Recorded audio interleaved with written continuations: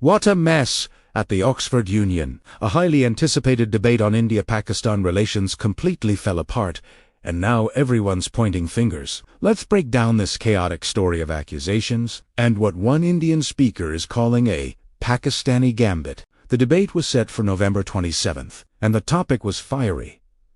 The House believes that India's response to Pakistan as a populist strategy sold a security policy. A classic Oxford Union showdown was expected, but just hours before it was supposed to start, the whole thing was called off. What followed was a public war of words. The Pakistan High Commission in London quickly released a statement. They claimed the Indian side, which was supposed to include high-profile names, had withdrawn at the last minute.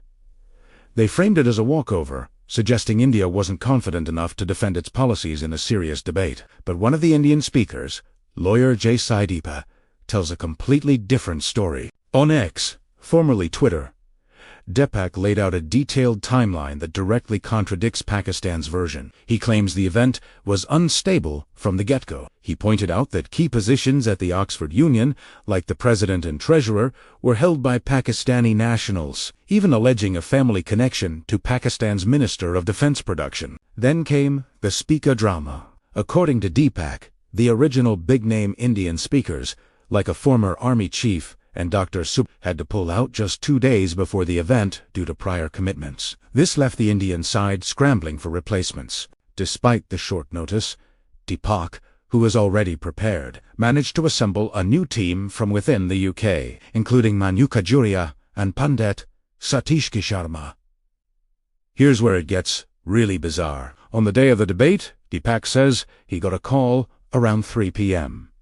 He was told the Pakistani delegation, which included former Foreign Minister Hina Rabbani Kaur, hadn't even landed in London yet. Based on this information, the Indian team decided it was pointless to travel to Oxford and abandon their journey. But wait, the plot thickens. A short while later, Deepak claims he received confirmation that the Pakistani delegation had, in fact, landed and was already checked into a hotel in Oxford. This revelation led him to unleash a blistering attack. He accused the Pakistani side of deserting the battlefield even before the battle begins, suggesting they simply lacked the courage to face a live debate.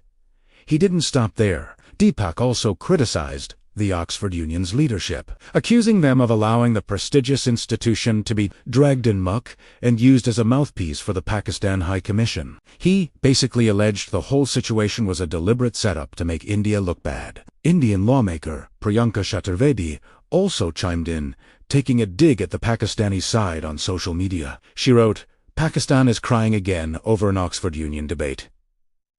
Once again they have proved to be liars. Expecting any better from them was not even on my list."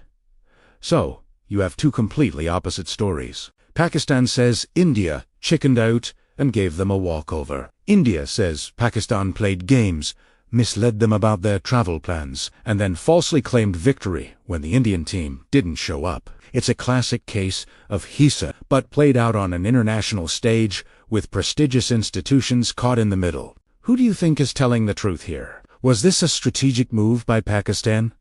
An organizational failure by the Oxford Union? Or just a massive misunderstanding? One thing's for sure.